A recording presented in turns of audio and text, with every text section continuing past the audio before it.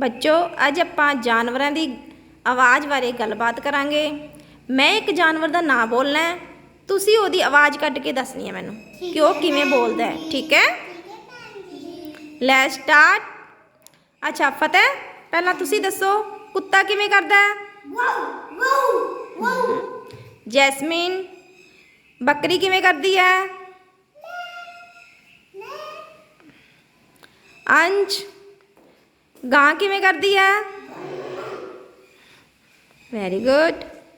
ਫਤਿਹ, ਸ਼ੇਰ ਕਿਵੇਂ ਕਰਦਾ ਹੈ?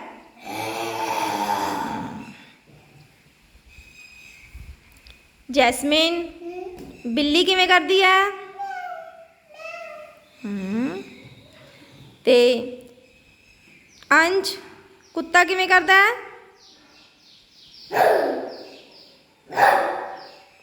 Very good. ਫਤਿਹ, ਡੱਡੂ ਕਿਵੇਂ ਕਰਦਾ ਹੈ?